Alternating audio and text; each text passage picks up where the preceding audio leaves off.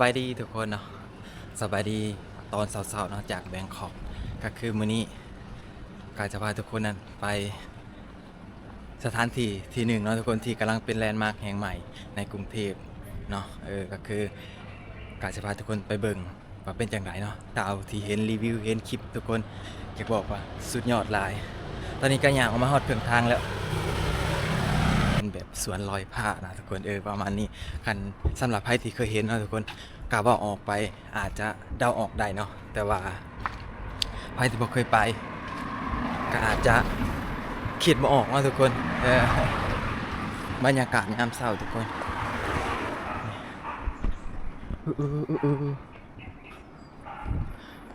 เงียบเลยทุกคนซอยที่ไกลอยู่นะตอนเช้าๆก็สิรู้สึกเงียบนิดหน่อยหนึงนะBTS เขาจะเปิดแล้วบ่ถ้าก็บ่แน่ใจว่าเปิด6 โมงเช้าบ่หรือว่าจังได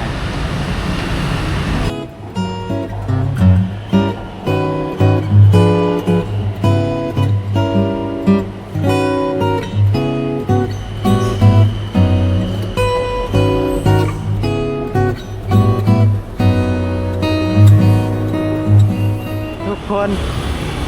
กว่าสิฮอดกว่าสิผ่านมาได้บ่แม่นง่ายเด้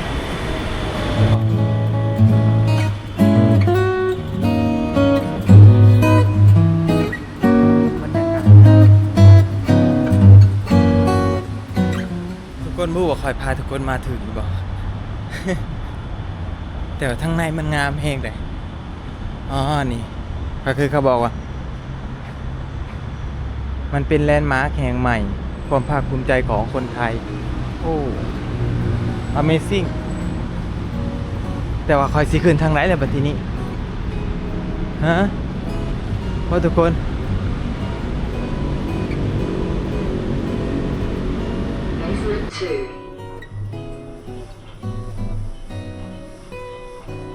Doors opening. ขอบคุณนะครับ Elevator going up. Doors closing. นี่เนาะทุกคนก็คือเข้ามาแล้วเนาะพอเข้ามาในถ้าเราอยากขึ้นไปสวนให้เราเข้ามาลิฟต์แล้วเราก็กดขึ้นไปสั้นโพกมาทุกคนทุกคนมาเบิ่งเลยครับสิพาทุกคนมาเบิ่งว่าจะเป็นจังไรถ้าที่เบิ่งในแมปนะทุกคนมันบอกว่า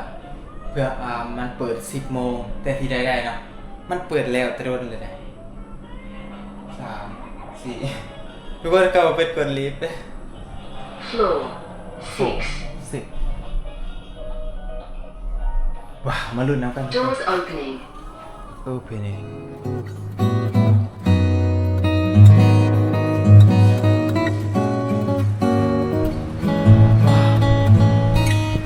ทุกคน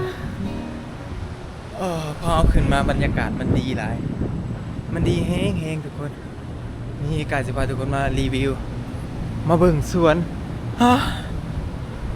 บรรยากาศดีแห้งทุกคน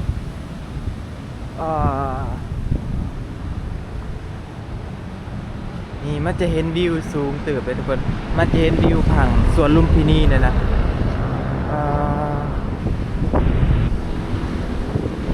ขึ้นมาบอกว่าหับลมเย็นแห้งอะไรสามารถแนมเห็นวิวผังสวนลุมพินีนะบรรยากาศพื้นที่สีเขียวคือแบบสุดๆเลยแหละขึ้นมอดผมจนเปิดนะ นี่ถ้าสปาทุกคนหย่างหอบแบบสีเด้อ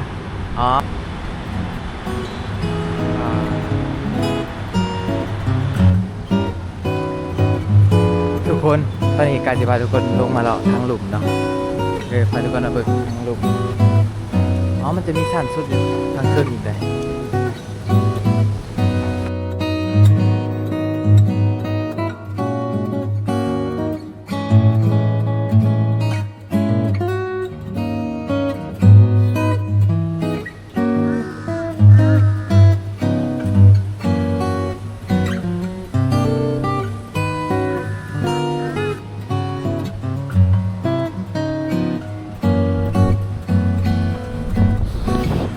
บรรยากาศ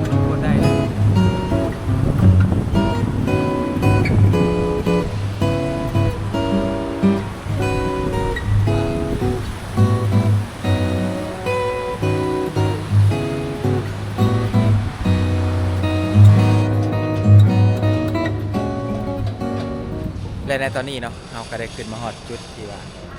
สูงสุดของสวนนี้แล้วนะทุกคนเนาะก็คือขอบเขตนี้นะทุกคนตึกบริเวณนี้นะฝั่งนี้ก็ยังสร้างบ่แล้วเนาะบ่รู้ว่าเป็นตึกเดียวกันบ่เนาะเพิ่นเรียกว่าเพิ่นอาจจะเปิดแต่บางส่วนเนาะทุกคน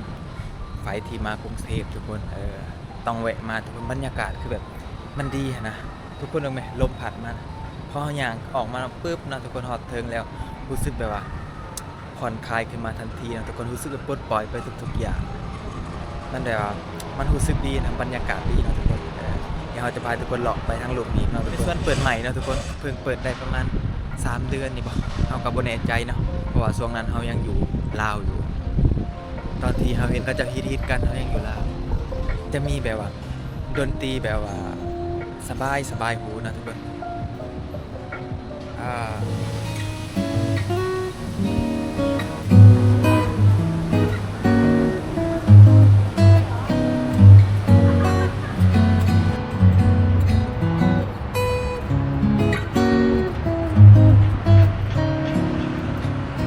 พอเราขึ้นมาฮอดทางเทิงสูงสุดเนาะเราจะสามารถแนมเห็นวิวกรุงเทพมหานครได้หลายเลยนะทุกคนก็คือซาวติกาเคยไปนี่จะไปบ่เคยไปนะฮู้จักนะเราจะสามารถแนมเบิ่งเห็นแนมเห็นตึกใบหยกเนาะที่แบบมีชื่อเสียงอีกตึกหนึ่งเนาะของกรุงเทพนี่ฝั่งนี้นี่เนาะทุกคนมาช่วง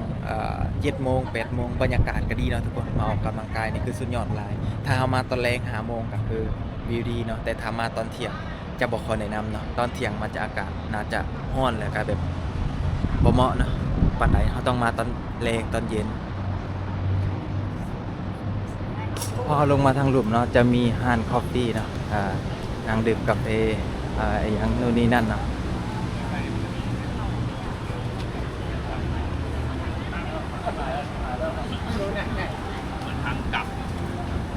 อยู่ก็อยู่บน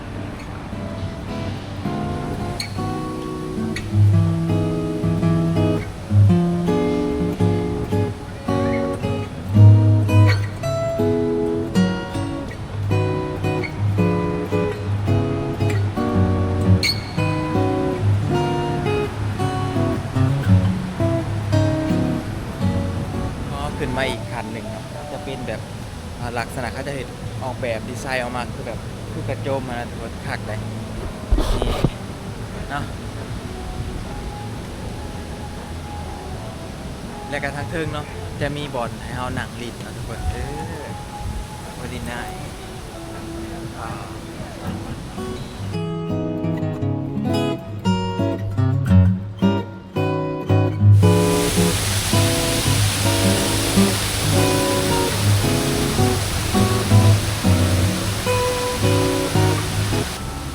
เบิ่งทุกคนพันไม้ของเพิ่นเท่าที่เฮาเบิ่งอยากคือคล้ายๆไม้บ้านเฮาเนาะแต่ว่ามันอยากคือเพิ่นแบบยังเขาจะเอิ้นนะมันเป็นพันธุ์ปรับปรุงบ่อันนี้ก็คือคล้ายๆอยากคือต้นคือต้นกระโดนป่ะก็แม่นนี่เลยทุกคนอันนี้เป็นต้นกระโดนเนาะเพิ่นจะบอกเพิ่นจะมีชื่อบอกต้นไม้แต่ละชนิดจะว่าแม่นสายพันธุ์ใดเนาะเป็นชื่อต้นหยังนั่นน่ะนี่เอาพาทุกคนมาเบิ่งต้นสร้างอันนี้เลยทุกคนคือบ้านเฮาต้นสร้างนาวอันนี้อันนี้ต้นหยังเลยบัดอันนี้เป็นต้นประดู่แดงทุกคนอันนี้คือเป็นประดู่แดง นี่หยังถึงเจ้าต้นสมเสียวบ้านเพิ่นให้แม่บ่ ต้นสมเสียวเพิ่นยังเอามาปลูกในบ้านเฮานะคือตามป่าตามดงเนาะพอเข้ามาในนี้นะทุกคนจะคือแบบเพิ่นเฮ็ดสวนแล้วก็อนุรักษ์พันธุ์ไม้เนาะอนุรักษ์พันธุ์ไม้พืชพันธุ์นานาอย่างประมาณนี้นี่ทุกคนดูมั้ยนี่มีต้นอันนี้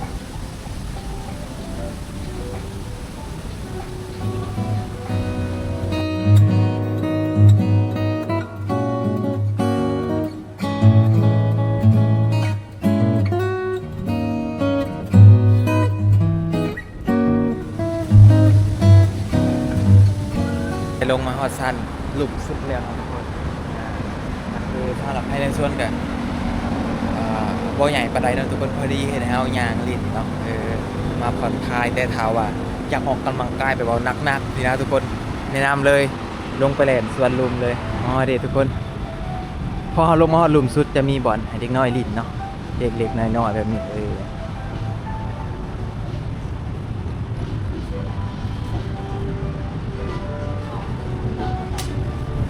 แต่ถ้าไพ่มากแบบวิวธรรมศาสตร์คนกับแบบความเจริญความสีวิไลเนี่ยมานี่ได้เนาะทุกคนเพอร์เฟกต์หลายถ้านั่งในนี้โดนเติบทุกคนนั่งทับลมแบบเย็นสบายเลยนะ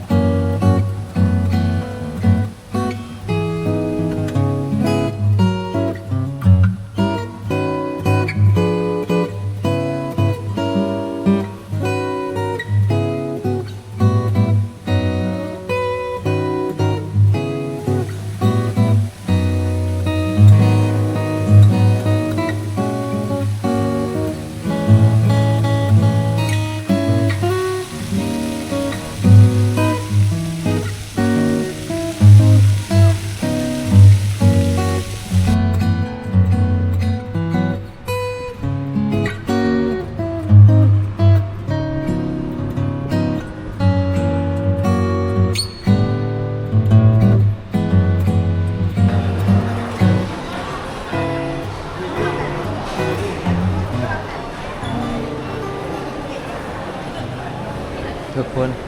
ทางลุ่มจะเป็นแบบโซนอาหารนะคล้ายๆกับสยามพารากอนประมาณนี้ก็คือเราอยากพาทุกคนมาเบิ่งจุดไฮไลท์สองจุดที่เราแบบอยากเบิ่งก็คือที่เราเห็นมุมบันไดเลื่อนนะเทียนเป็นแบบไลท์ขึ้นซับๆกันนะแต่ก็บ่เห็นนะเขาบอกว่าให้เบิ่งเบิ่งได้นะไปเวลาสพาทุกคนเลาะหน่อยหนึ่งแล้วเราก็จะออกไปนะ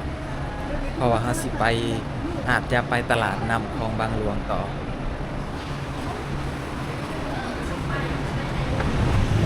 อ๋อทุกคนพอออกมาอีกฝั่งแล้วทุกคนมันจะไป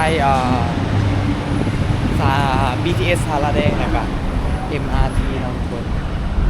ประมาณนี้เขาขึ้นมาฝั่งหนึ่งนะก็คือเขามาฝั่งนู้นเขาออกมาฝั่งนี้งงคือกันทุกคนคันได้เรือนนะค่าลงแล้วเปิดไอ้ค่าขึ้นเลยต้องย่างขึ้นมาสินะ